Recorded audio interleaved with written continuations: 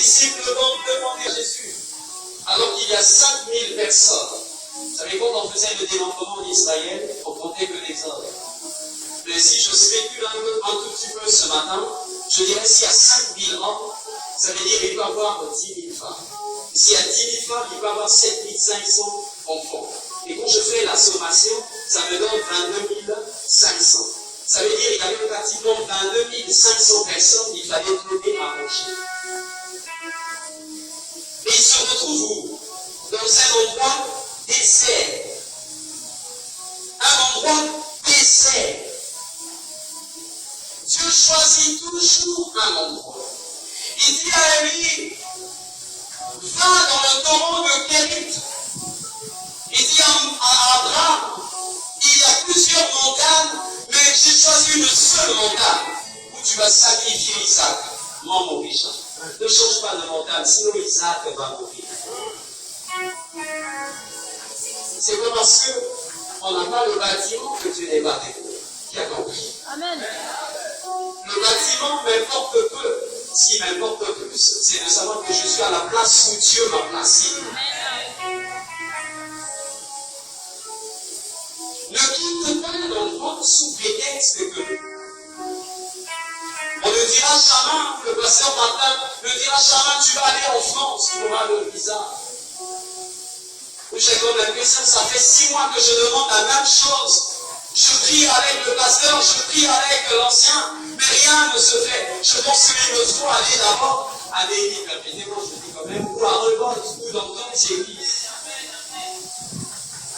Demandez, ça c'est pas une histoire, on a vécu ça ici.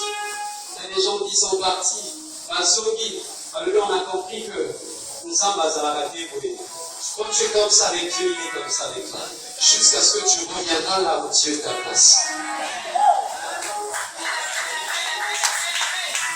Ça ne sert à rien, la Bible dit, n'abandonnez pas vos assemblées. Le tout premier volet de l'endroit, c'est que c'est un lieu spécifique, comme Dieu avait choisi pour le sacrifice d'Isaac. Ce n'est pas pour rien que Dieu l'a choisi ici. L'endroit peut également correspondre à un domaine d'activité. L'endroit peut également correspondre à ta famille. L'endroit peut également correspondre à ton église. Je suis fier d'être dans ma famille, même si on n'a pas un général. Je suis fier. Parce que moi, je suis un ministre de Dieu. Aujourd'hui, la famille de Bama semble heureuse. Vous savez pourquoi? Parce que Bama est président. Est-ce que dans Bama, les Ghana va prendre talent? Est-ce que Bama dit un jour que Bama sera président? Dieu sait pourquoi il t'a placé là. Dieu sait pourquoi. Même si tu reçois des coups dans ton mariage, Dieu sait pourquoi il t'a placé là. Rien n'empêche à Dieu de changer la situation. Ne quitte pas un endroit parce qu'il y a la famille. Naomi a perdu ses enfants, il a perdu son mari parce qu'il a voulu changer d'endroit. Quand tu changes, tu entraînes le chaos dans ta vie. Ce que les gens oublient, c'est que tu n'es pas lorsque tu changes. Quand tu te déplaces, il est avec toi. Chose concrète. Est-ce que quelqu'un croit de moi? Ça veut dire que je n'ai pas besoin d'être là où on dit que là-bas il y a festival d'onction. Je suis là, mais je suis avec Dieu. Et dans ces deux éléments, je dis le moment est plus important que l'endroit. Je vais m'expliquer ce matin. Le moment est plus important que l'endroit. Vous savez pourquoi? Parce que lorsque le temps de Dieu arrive, même Dieu ne peut pas s'arrêter. Il est pressé d'agir parce que l'heure est arrivée. Personne ne pouvait arrêter Jésus, personne. Parce que le temps de Dieu était arrivé. Mais c'est que tu peux te retrouver à un endroit, mais que le temps de Dieu n'est pas encore sonné. Rien ne va se faire. Voilà pourquoi j'ai dit, le moment est plus important que l'endroit. Parce que lorsque le moment arrive, Dieu veut changer l'endroit qui est défavorable. Pourquoi? En devenant un endroit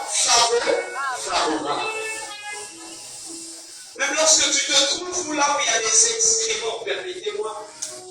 Dieu peut changer cet endroit parce que le temps de Dieu est arrivé. La même ville que Josué a voué à l'interdiction formelle, celui qui touche, la ville était inhabitable, la ville de Jéricho. Personne ne pouvait toucher à cet endroit. Mais lorsque le temps de Dieu est arrivé, je ne sais pas si j'ai d'autres mémoires, Élisée ou Élie, la même ville de Jéricho, Dieu a intervenu et est devenue habitable. Est-ce que quelqu'un peut comprendre? Dieu changera l'endroit. Là où on ne parle pas de fertilité, Dieu est capable de parler de fertilité. Parce que le temps de Dieu est arrivé. Je disais à une sœur, je dis, ne t'inquiète pas pour les enfants. J'ai dit, premièrement, je ne vais pas dans la théologie pour t'expliquer ça. Feuille-moi, qui est la femme? C'est quoi la femme? Parce que moi, je suis fait pour mettre comment? Quand tu es fait pour mettre comment? Tu es une femme. Ça veut dire, lorsque Dieu t'a conçu, il t'a donné les femmes. Il t'a donné tout. S'il n'y a pas possibilité, dans l'alliance avec Jésus, tu es capable de créer des choses ici afin de supporter pendant 9 mois et donner naissance à un enfant. Parce que Dieu est capable. Les jeunes femmes, tu as bien mettre comment? Peu importe la durée du temps. La Bible dit, elle s'accomplira. Certainement, la prophétie s'accomplira. Reste là où Dieu t'a placé. Peut-il sortir de Nathanaël quelque chose de bon? Allez, demande tout le monde, un grand prophète est sorti de cette vie. Les gens seront étonnés de ce que Dieu va faire. Même toi-même, tu seras étonné pour que tu comprennes les animaux de rencontrer au Canada. Dieu est capable. Regarde comment tu marches. Je n'ai pas quelque chose qui me soutient, mais je marche avec l'équilibre. Je peux parler. Je ne sais pas comment mon cerveau fonctionne. En même temps, je suis en train de réfléchir, je vous parle. En même temps, je pense à un texte, je vous parle. Je me demande comment ça se fait. Je suis une œuvre merveilleuse. Si Dieu est capable de le faire, comme je suis ce matin, ça veut dire que Dieu est capable de tout te donner. Aucune machine, aucun système ne peut se comparer à l'être humain. Impossible. Tu es un miracle. Tu es un miracle. Est-ce que quelqu'un doit te comprendre?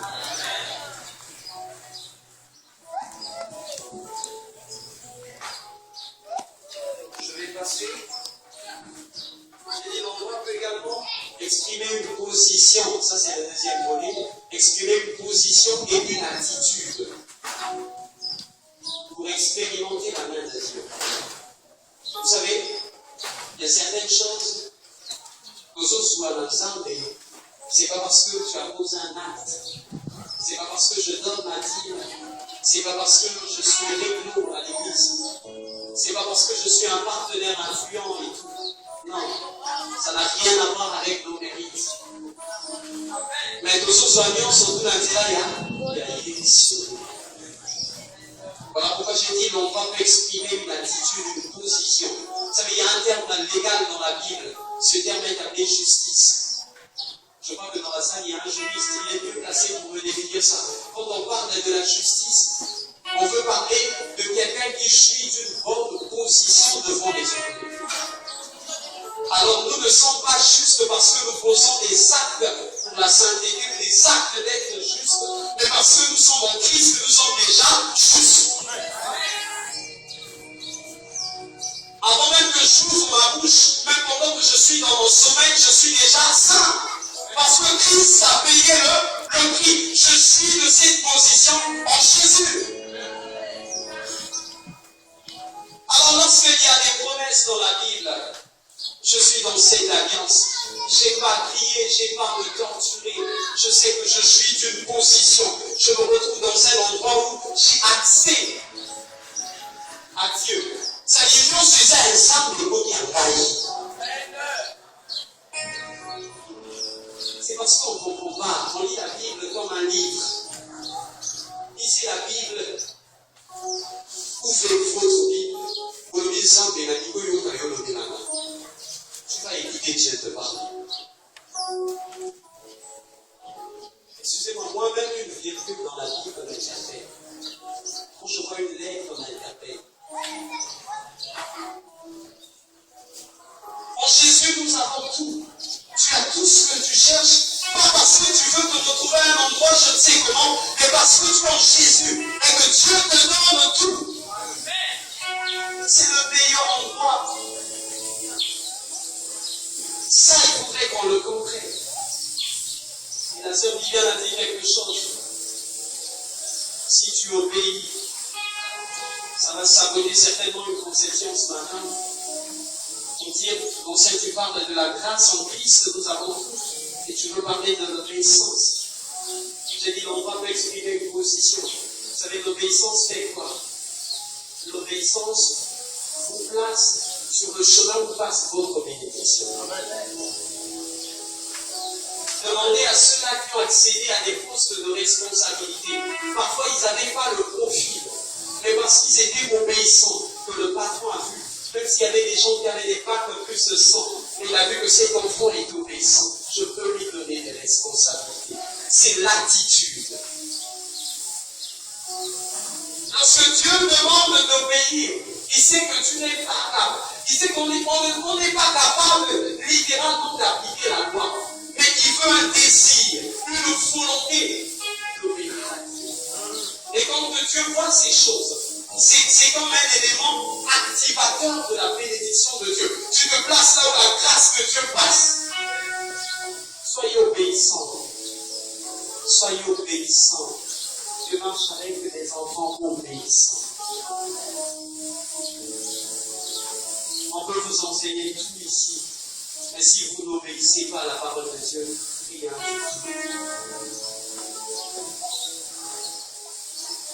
L'obéissance vaut mieux que le sacrifice. L'obéissance te place là où Dieu veut que tu sois. L'obéissance anticipe la main de Dieu dans ta vie. C'est ça l'obéissance. Amen. Allons dans le temps de Dieu. Et il y a deux vérités que j'ai eu à retenir. La première vérité, c'est que dans cette histoire d'attendre de bons moments et se retrouver à un bon endroit, la première vérité, c'est de suivre exactement les conseils de Dieu. Vous savez, il y a une histoire, lorsque vous faites Ruth au chapitre 3, le verset 6. La Bible dit, Ruth va à l'endroit où Boaz va les grains. Elle fait exactement ce que Naomi lui a dit. Amen.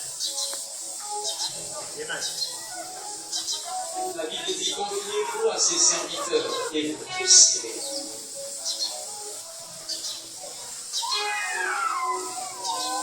On juge une église à partir des âmes. Il est simple de savoir si vous êtes bien enseigné en regardant juste le comportement des âmes. On saura que si vous enseignez où les âmes obéissent à la parole de Dieu. Les conseils qu'on vous donne, le pasteur n'a pas votre bénédiction, mais il vous donne des conseils pour vous placer dans votre bénédiction. Ruth, une païenne, quelqu'un de séparé avec Dieu, issu d'une relation incestueuse. Mais cette personne est allée saisir son héritage et rentrer dans l'alliance à cause de l'obéissance. Ton obéissance peut changer beaucoup de choses. Elle a fait exactement ce que lui a dit Naomi. Fais exactement ce que Dieu te dit. Fais exactement ce que Dieu te dit. Exactement veut dire, je ne fais pas à peu près. Je n'attends pas pour le faire. Mais je fais exactement quand Dieu me dit de faire quelque chose. Ne fais parce qu'un pasteur vient de le dire, mais fais exactement lorsque Dieu te convainc de faire quelque chose. On va passer. C'est important. La deuxième vérité, c'est que l'endroit n'est pas toujours favorable, ni dans nos attentes. C'est-à-dire, quand on parle de se retrouver à un endroit, vous pouvez être tenté de savoir, de dire que c'est que lorsque Dieu te place à un endroit, cet endroit est idéal, cet endroit est favorable, j'ai tout, j'ai la bénédiction, il y a la farine, il y a l'huile, il y a tout. Non, c'est faux. Là où Dieu nous place, généralement, n'est pas toujours favorable. Ils étaient au désert, loin de la ville, séparés des marchés, où ils pouvaient acheter de quoi à donner aux gens pour manger. Ils se retrouvaient dans un lieu désert. Mais Jésus demande aux disciples de leur donner à manger. L'endroit ne sera pas toujours facile. Ce que tu vis là où tu es ne veut pas dire que c'est pas un endroit bien. Cela ne veut pas dire que cet endroit n'est pas bien choisi par Dieu. Dieu sait pourquoi il t'a placé là-bas. Et généralement, lorsque Dieu te place dans un endroit qui n'est pas favorable, pour que tes efforts cessent de faire, pour que la main de Dieu, pour que tu comprennes que Nassal est l'autre côté, mais Nassal est l'autre. Qui comprend? Nassal est l'autre côté, mais Nassal est l'autre côté. Ça, si ce n'est pas la grâce de Dieu, la cause en toi. Dans le désert, le Seigneur a donné une providence. Ils ont donné à manger jusqu'à ce qu'il y a eu des restes. Dieu est capable de te donner au-delà de ce que tu penses, est capable de faire au-delà de ce que tu lui demandes. Seulement là où tu te trouves, tu es capable de faire quelque chose. Regarde dans le désert, alors que pour avoir de l'eau dans le désert, il faut creuser, creuser et creuser. Mais Agar, on mourait entre ses mains. Agar n'a pas compris. Quelque part, il y avait comme un creux qui se faisait et de l'eau sortait.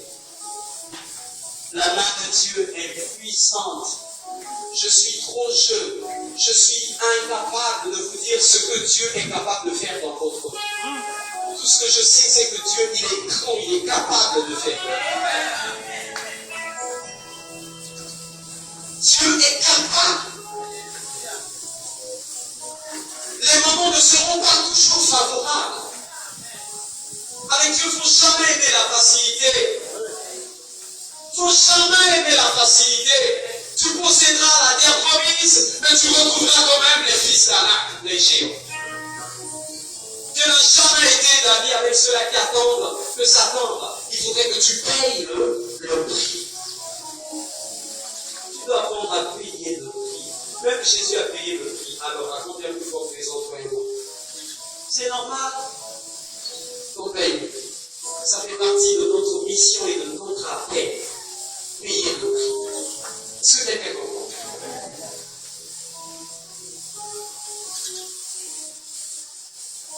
Je prie vraiment de faire des enseignements. Je suis pratiquement à la fin.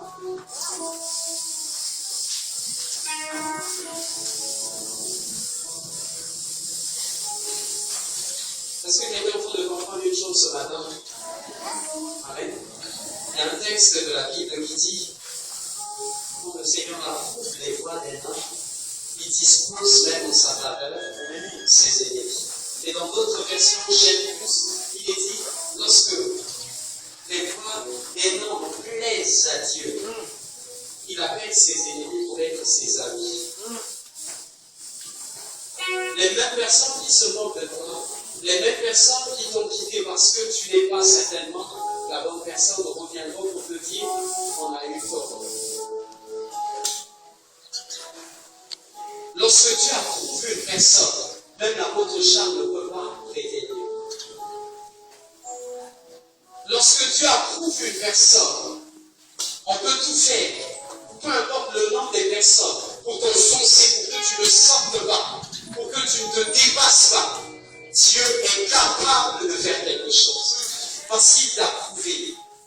Ça veut dire mieux que Dieu t'approuve qu'un homme t'approuve. Je peux te dire, tu as bien fait et qu'on te tourne le dos à Yépé. Mais lorsque Dieu t'approuve, c'est fini.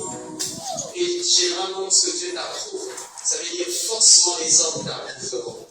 Parce que Dieu t'approuve. Tu auras la faveur de tout le monde parce que tu as eu la faveur de Dieu. Amen. Et je donnerai quelques critères ce matin. C'est avec ça que nous allons terminer.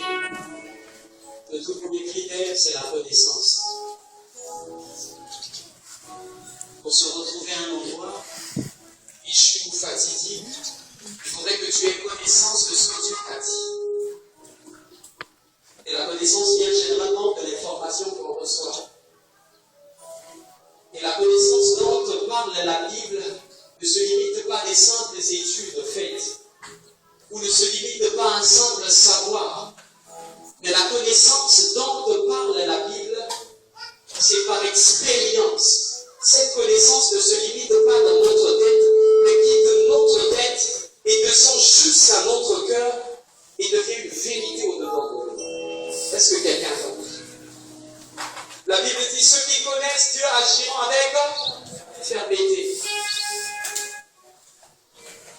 Excuse-moi de te décourager un peu ce matin. Si quand tu trembles à chaque fois, ça veut dire que tu ne connais pas ton Dieu. Quand tu connais ton Dieu, même si autour de toi tu as 4 enfants et les 4 enfants tombent malades, quand tu connais ce que Dieu t'a dit, tu es capable de dire que mes enfants ne mourront pas, même s'ils sont malades. Ils vont prendre des comprimés par le pic, personne ne mourra, parce que je connais Dieu. Quand tu connais Dieu, tu es capable de mourir entre les mains de Dieu. Là, avec la promesse dans le cœur. Parce qu'un jour, tu sais, va fruit à promesse. La connaissance de Dieu est quelque chose de bien et de grand. La connaissance te met à l'abri des vents qui soufflent partout. Quand tu connais Dieu, tu ne quitteras pas un endroit parce qu'il n'y a pas d'onction. L'onction, c'est pas tomber. L'onction, c'est pour le service. Si c'est pour faire tomber tout le monde, on peut le faire. Mais si des gens tombent et que leur cœur ne tombe pas, il n'y a pas d'onction. Est-ce que quelqu'un comprend? Il faudrait que ton cœur tombe. Et quand je dis ton cœur tombe, c'est lorsque tu écoutes, arrête avec le mensonge, tu arrêtes avec le mensonge. C'est ça l'onction. Le deuxième critère, on peut prendre pour des versets. Le premier critère, c'est Osée 4, 6, on peut lire à la maison. Le deuxième critère, c'est la foi. J'ai défini un peu la foi d'une autre manière. Il y a pratiquement plus de 1500 définitions en ce qui concerne la foi. Mais moi, je comprends d'une autre manière la foi. La foi, c'est l'amour de Dieu dans notre cœur. Pourquoi? Parce que quand tu es accompli, tu connais l'amour de Dieu pour toi, tu seras convaincu de la fidélité de Dieu. Peu importe la durée du temps de la promesse ou de la prophétie ou de ce que tu attends de Dieu, tu garderas ta position de façon ferme parce que tu sais que Dieu est fidèle.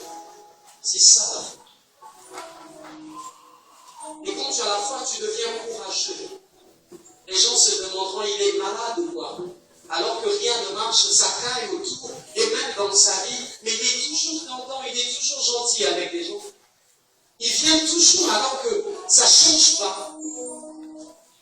Et toi, tu diras, je sais la fidélité de Dieu. Il a dit à Josué, sois courageux. J'ai posté quelque chose sur Facebook, j'ai dit, le courage ne veut pas dire que tu n'auras jamais peur. Non.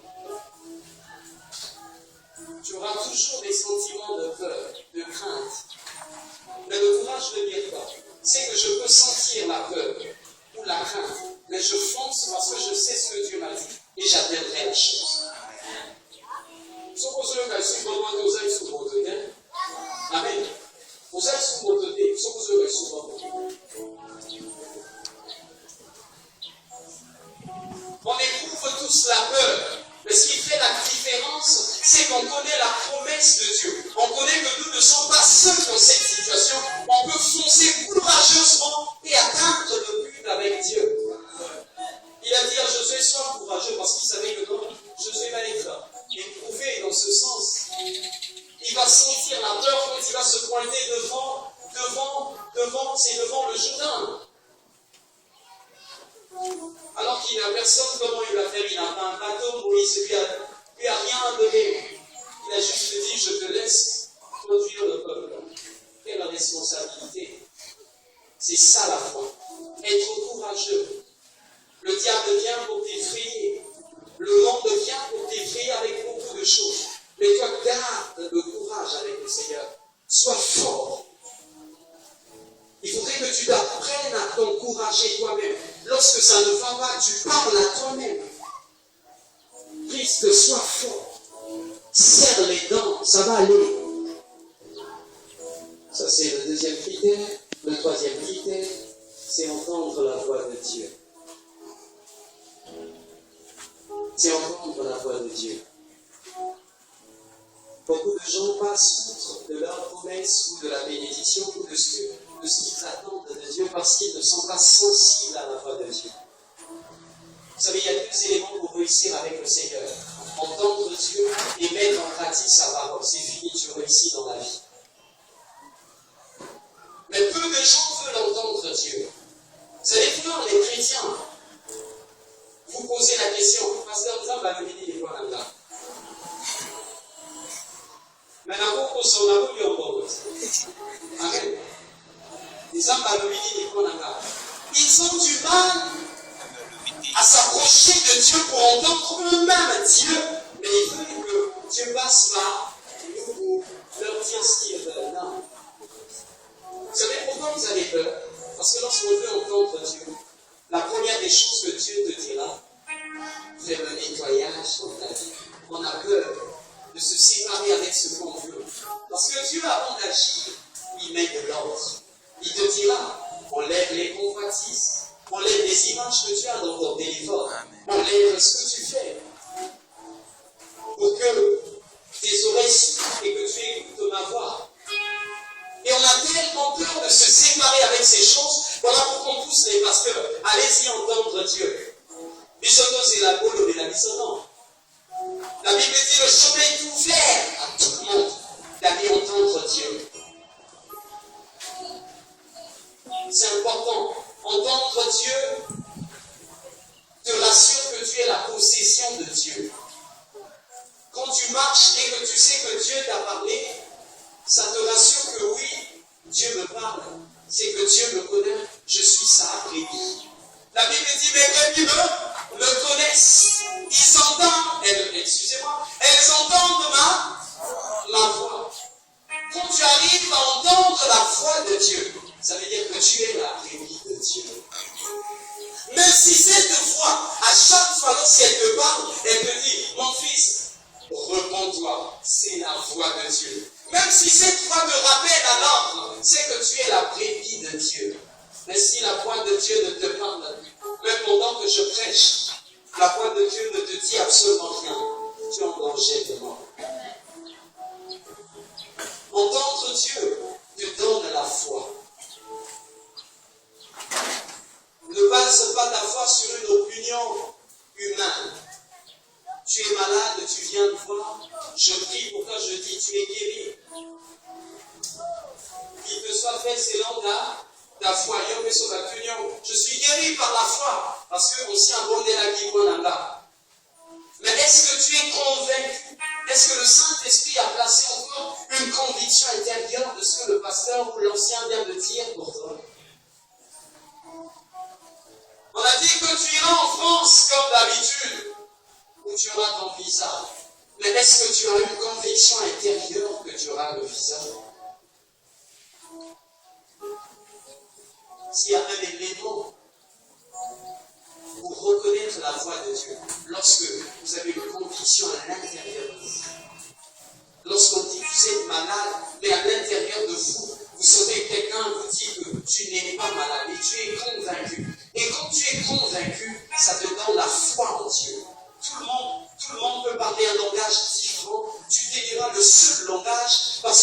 entendu la voix de Dieu. Beaucoup de gens qui prennent des endroits, toi tu demeureras là parce que tu as entendu la voix de Dieu. Entendre Dieu te donne la foi en Dieu. C'est important d'entendre Dieu.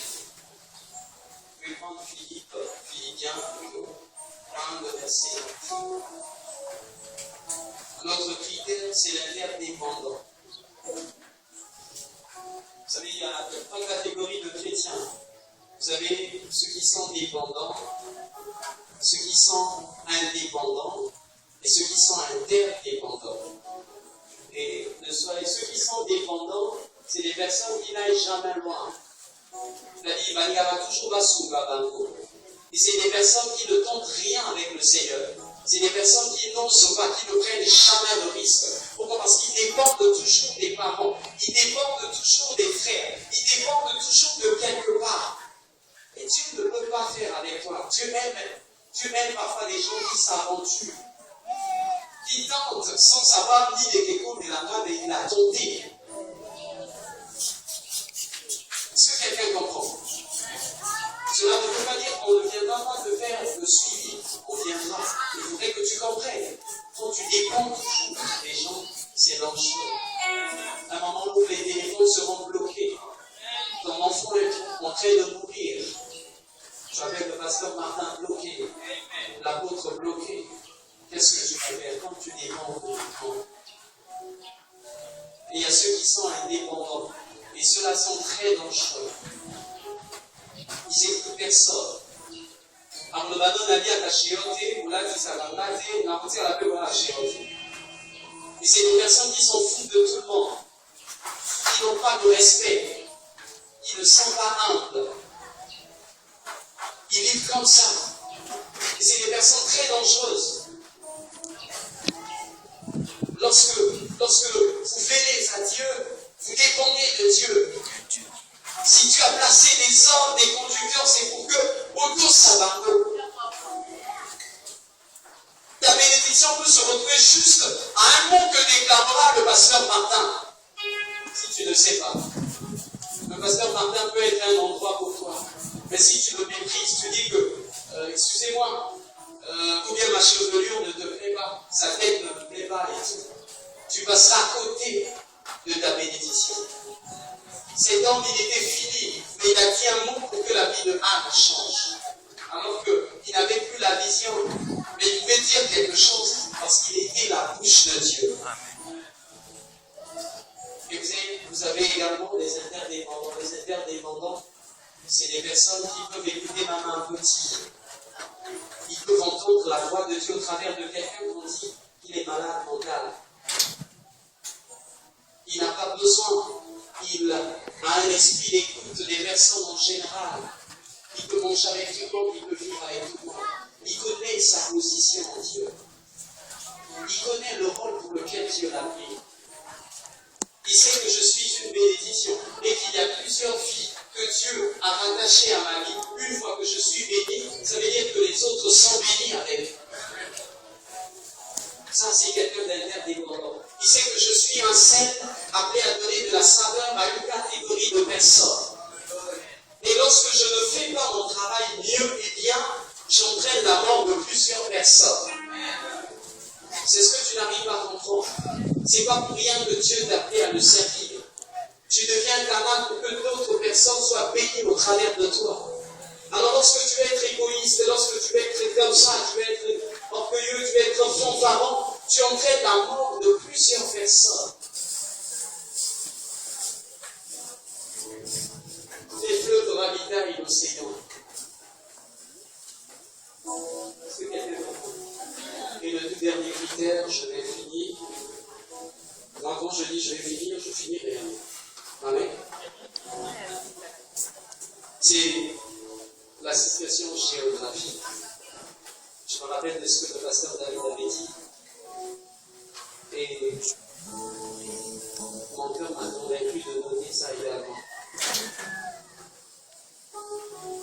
La situation géographique, il faut comprendre une chose, il y a certaines bénédictions qui sont liées à un endroit bien spécifique.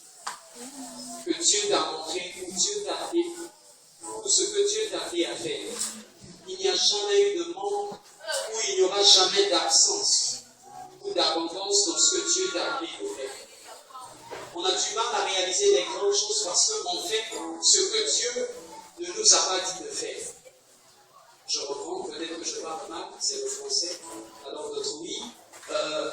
Il arrive parfois qu'on fasse quelque chose.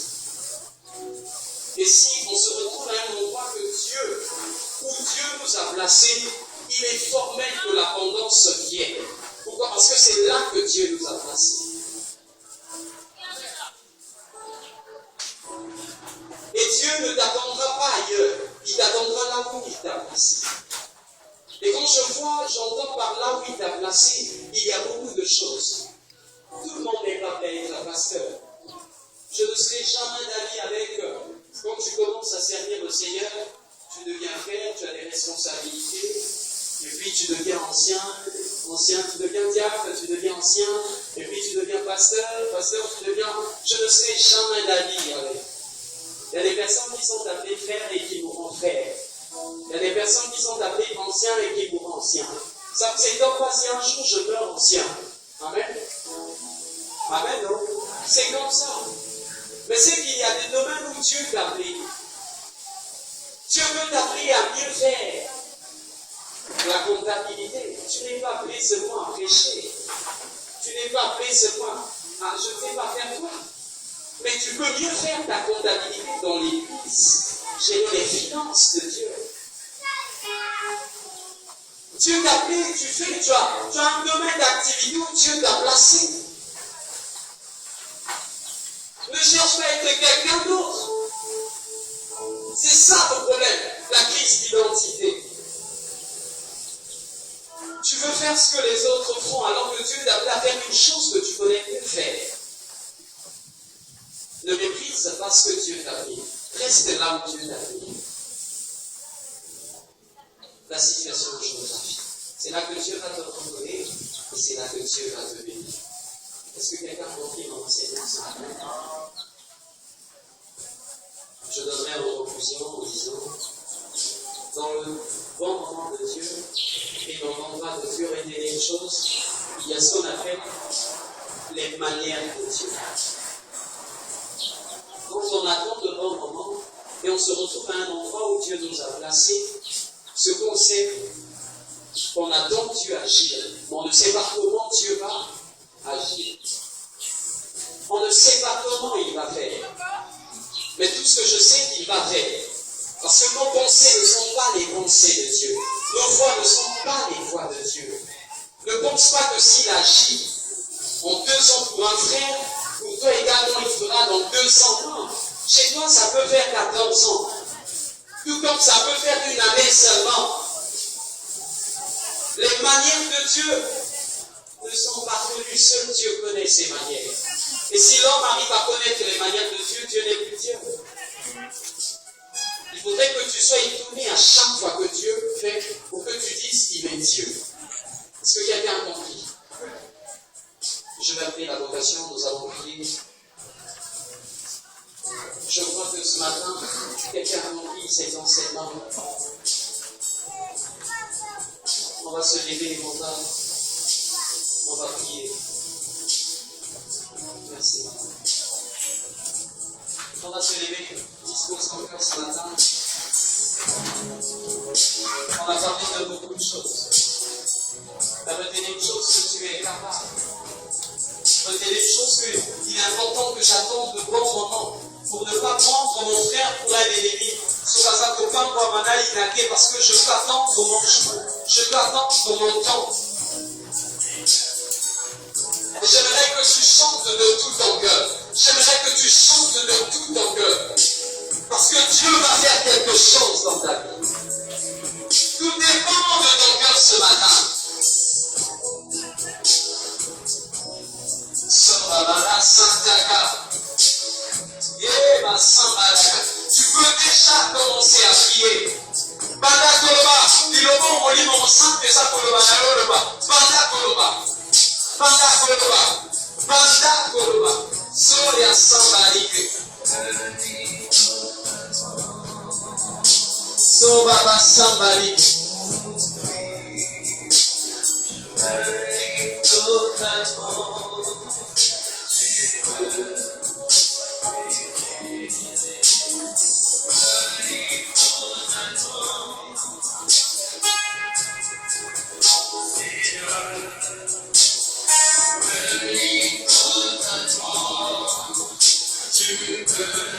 Chante de